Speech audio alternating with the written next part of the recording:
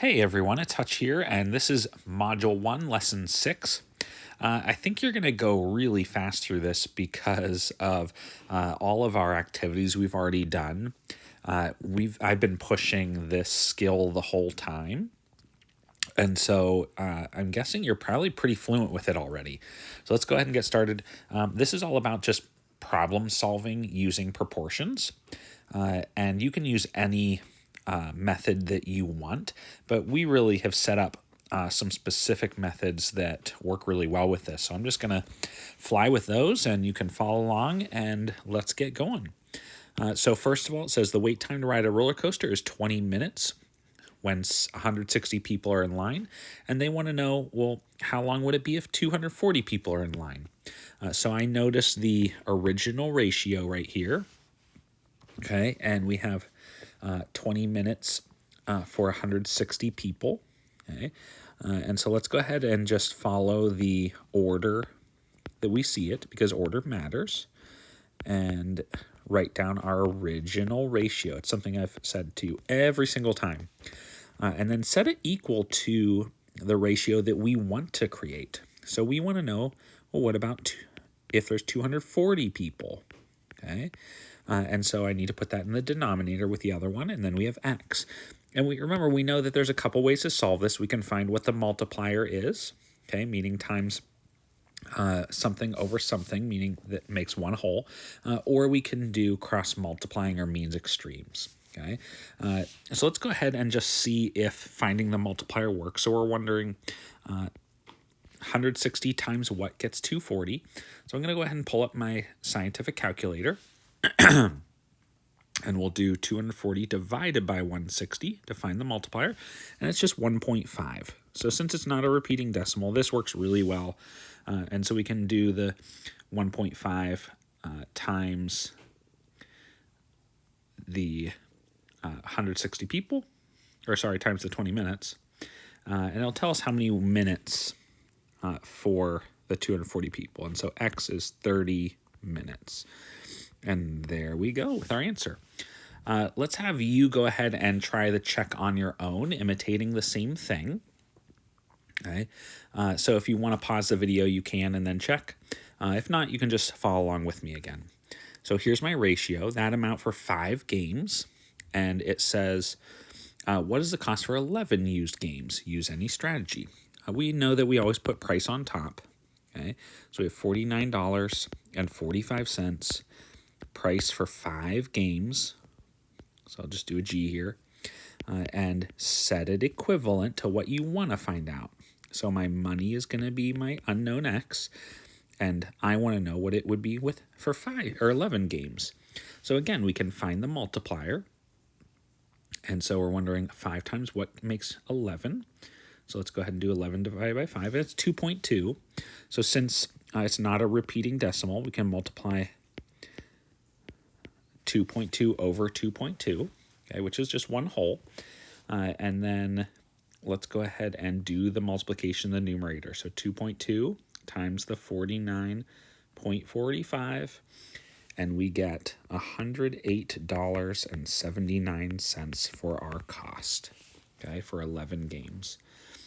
All right, let's go on to example 2. After 2 hours, so for 2 hours, it rises 6 degrees Fahrenheit. Everything's going to continue at the same rate, so we know it's proportional. And they just want to know how many hours will it take to rise another 13 degrees Fahrenheit.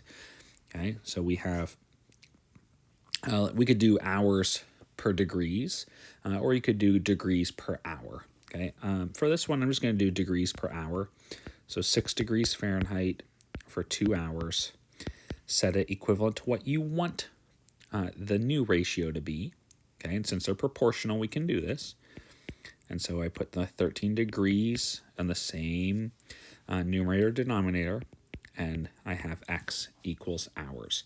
So we're wondering 6 times what equals 13. So I'll do 13 divided by 6. Okay, and we get a repeating decimal, 2.16 with the 6 repeating.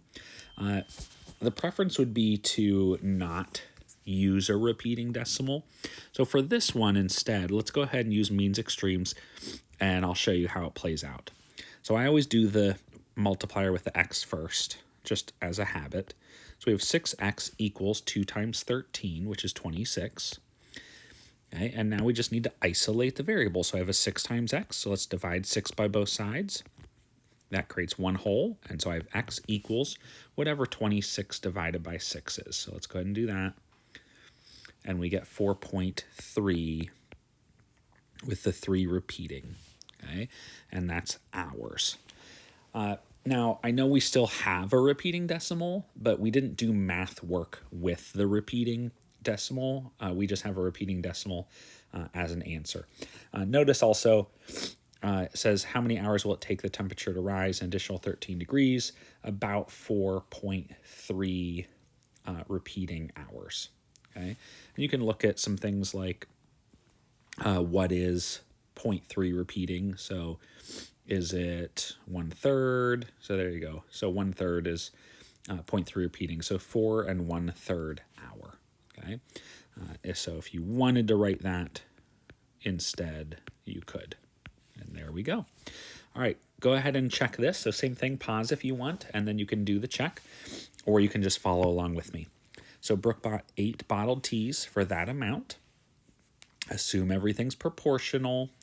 How much can she expect to pay for 12 bottled teas? So that's what we're going to set it up as.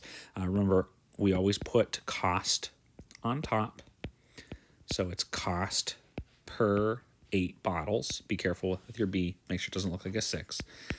Set it equivalent. Let's make a proportion for what we want. We want to know what is 12 bottles. And since they're proportional, this will work out. So our X is cost. So let's figure out what the multiplier is. So 8 times what equals 12? I'm going to do 12 divided by 8. We get a multiplier of 1.5. So times 1.5 over 1.5.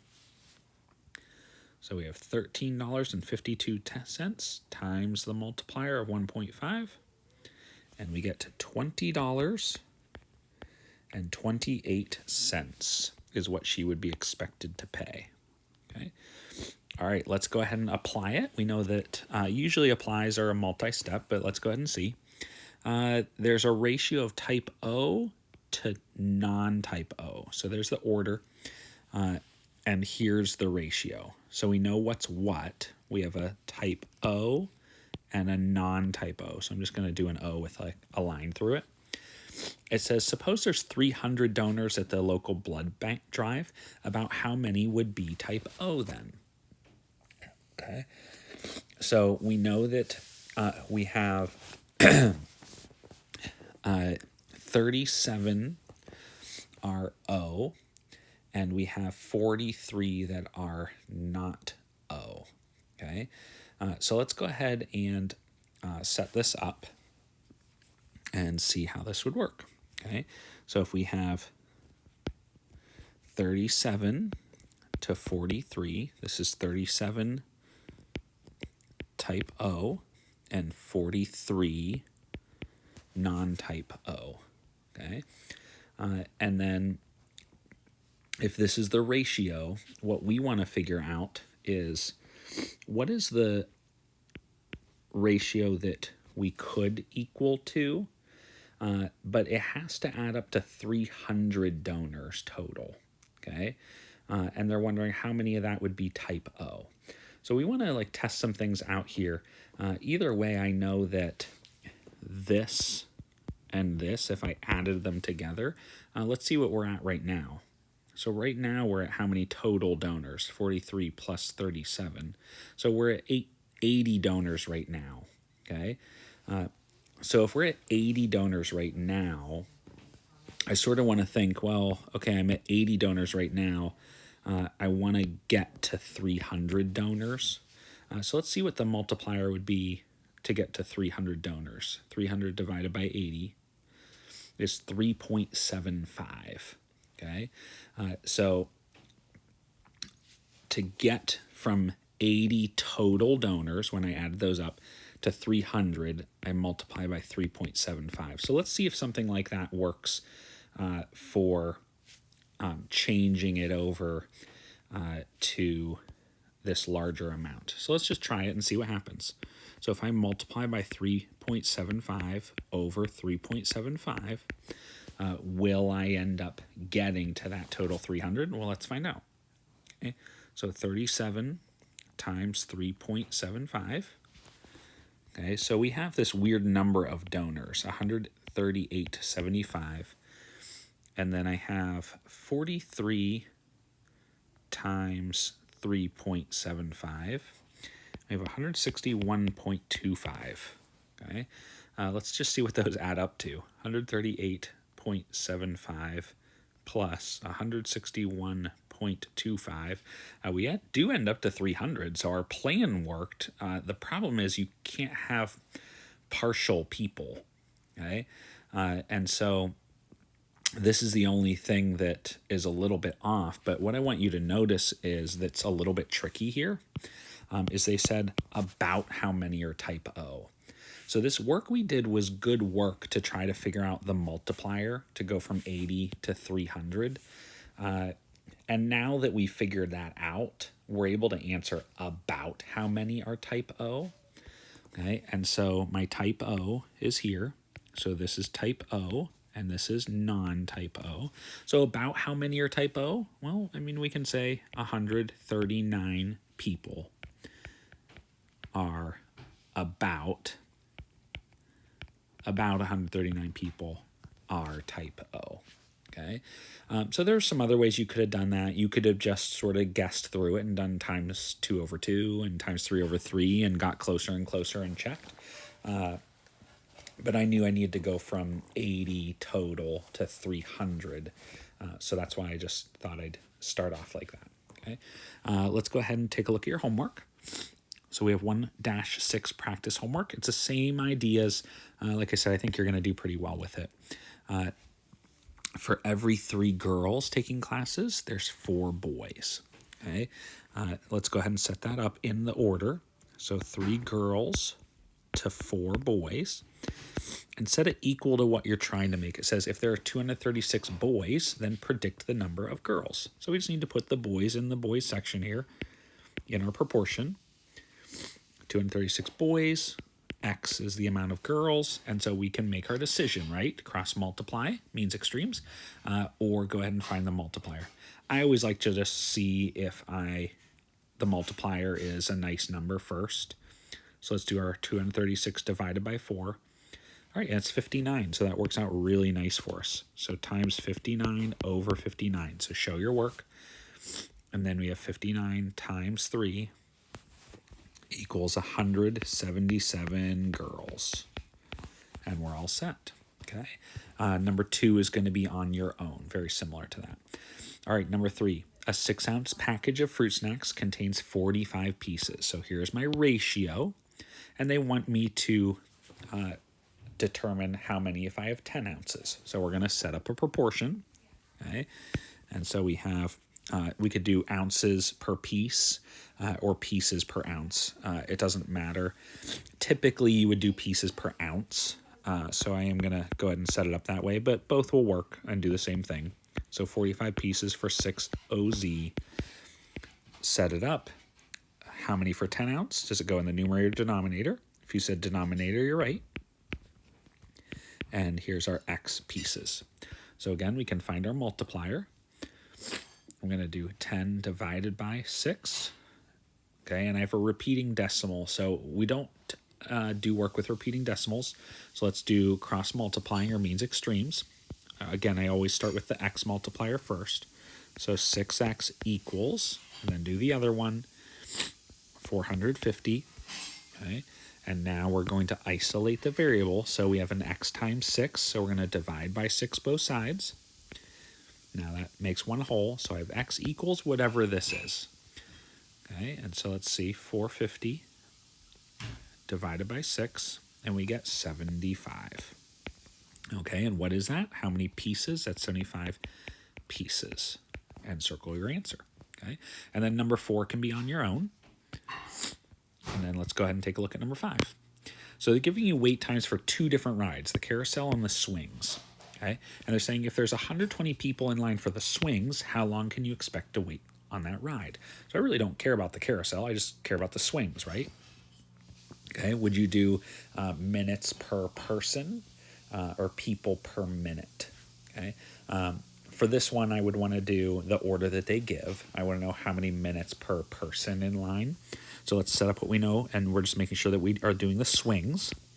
Minutes per 75 people. Okay, set it equivalent, make a proportion to what we want to create, that equivalent fraction or ratio. And we want to know what about for 120 people. So I'm going to put that in the denominator with the people and find out how many minutes. So let's see if there's a nice multiplier here. 120 divided by 75, and we do 1.6. So times 1.6 over 1.6. And let's go ahead and finish up that multiplication, times 12. And we get 19.2 minutes of a wait time if you have 120 people. Okay. All right. Number 6 will be on your own. It's a very similar type problem. You know how many pages that Ingrid types, and that Tanya types 4.5 pages in that same amount. And so what's different about this is it's actually Ingrid versus Tanya. So when Ingrid types 3 pages, Tanya types 4.5 pages. So this one's going to be 3 pages for Ingrid to 4.5 pages for Tanya. Okay. And we want to know, well, what about if one of them did a different amount of pages? So Ingrid typed 11 pages. So go ahead and plug that in and complete that on your own. Okay. And it'll tell you about Ingrid. All right. The last ones are going to be for you down here to explore with. Number 10 is someone set up the rate of growth of this many centimeters per day. Okay, so 0.2 centimeters per 0.5 days, and set it equivalent to either the days or the centimeters, and gave an answer. Okay, so they gave this answer here. They want you to find the error and correct it. So I would just try to put one of those numbers in, solve it out, and see what they did wrong and try to help out with that. Number 9 is a nice little area problem. And so they want you to apply some area of length times width and this ratio information to help figure out that answer. So those are going to be for you on your own to mess with, and then we can check that when I see you next time.